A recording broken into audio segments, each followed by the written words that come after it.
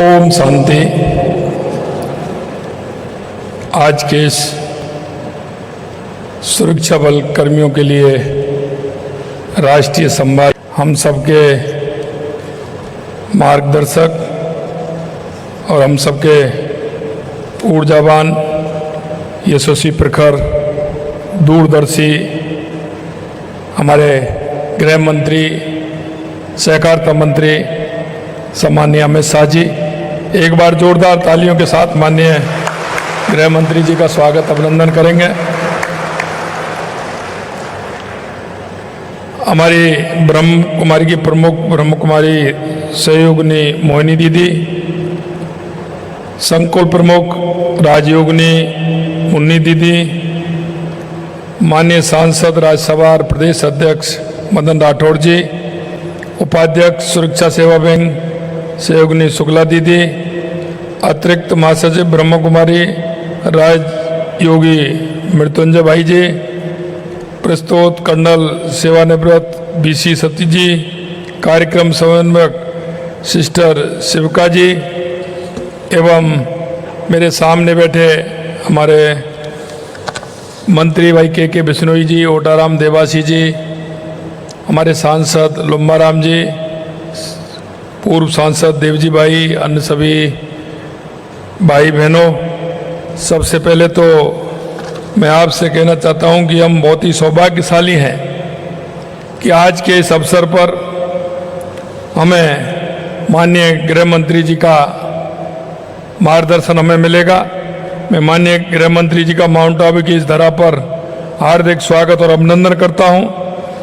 आप सशक्त भारत के निर्माण के लिए देश की सुरक्षा नीति के कुशल सारथी होने के साथ देश की आध्यात्मिक चेतना के गहरे चिंतक हैं।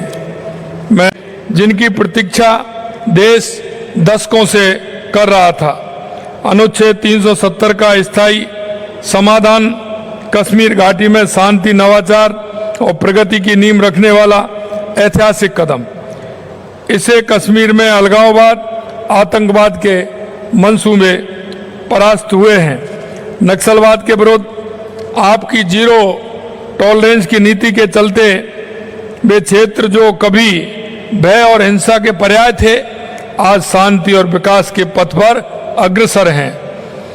सहकारिता में आपके लंबे अनुभव, पारदर्शी व्यवस्था लागू करने से इस क्षेत्र को नई ऊर्जा मिली है।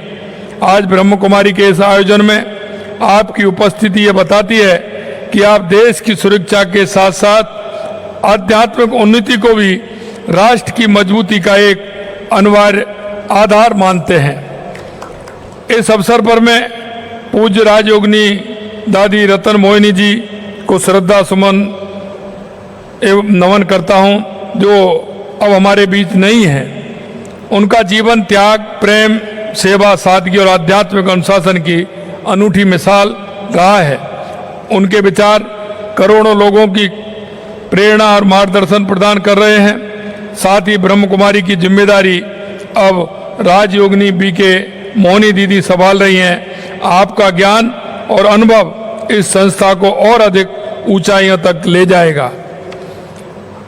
आज वर्ष 2025-26 की जिस राष्ट्रीय थीम विश्व एकता और विश्वास के लिए ध्यान को लॉन्च किया गया है, वह मौजूदा सामाजिक, राजनीतिक, वैश्विक परिदृश्य में अत्यंत प्रासंगिक है। शांति और सद्भाव की ये तपोभूमि आंतरिक जागृति के माध्यम से हमारे बहादुर जवानों के आत्म सशक्तिकरण से जुड़े राष्ट्रीय संवाद को और भी प्रभावी बनाएगी।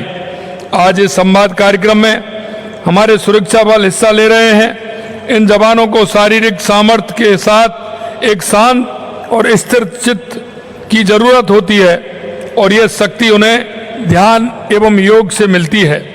ब्रह्म कुमारी जी संस्था अपनी कार्यशालाएं, सत्रों और कार्यक्रमों के माध्यम से सुरक्षा बलों को मानसिक दृढ़ता, भावनात्मक संतुलन प्रदान करने में और उनकी आत्मिक शक्ति को जागृत करने में महती कार्य कर रही है। इस संस्था ने राजयोग को सहज के साथ साथ जन जन तक पहुंचाया है। आज ये तनाव मुक्त जीवन, मानसिक स्वास्थ्य और आत्मबोध का माध्यम बन गया है।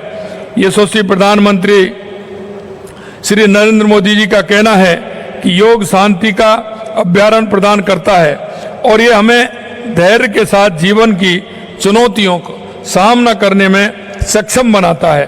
उन्हीं के प्रयासों से 21 जून को संयुक्त राष्ट्र संघ ने अंतर्राष्ट्रीय योग दिवस के रूप में घोषित किया और आज दुनिया भर में योग अभ्यास करने वालों की संख्या बढ़ रही है। आज भारत एक नई योग अर्थव्यवस्था बन रहा है।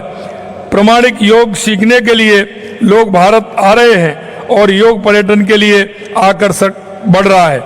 योग और ध्यान में हमें यह एहसास दिलाता है कि हमारा कल्याण हमारे आसपास की दुनिया के कल्याण से जुड़ा है।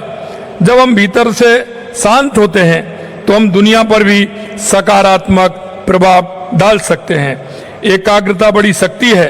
यही कारण है कि सेना से लेकर खेल तक हर क्षेत्र में योग को शामिल किया जा रहा है। मुझे विश्वास है कि आज के कार्यक्रम एक आंदोलन का रूप लेकर भारत को आर्थिक एवं सैन्य शक्ति के साथ ही आध्यात्मिक के विश्व गुरु के रूप में स्थापित करने के प्रधानमंत्री जी के संकल्प को पूरा करने में सहयोगी बनेंगे। योग और ध्यान के माध्यम से हमारे जवानों के लिए किए जा रहे अद्भुत प्रयासों के लिए मैं ब्रह्म कुमारी संस्था को हार्दिक बधाई और धन्यवाद देता हूं।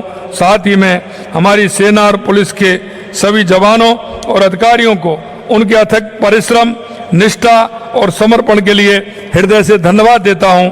हम सब के सम्मिलित प्रयासों से ही हमारे देश सुरक्षित, समर्थ और विकसित भारत की राह पर आगे बढ़ सकेगा।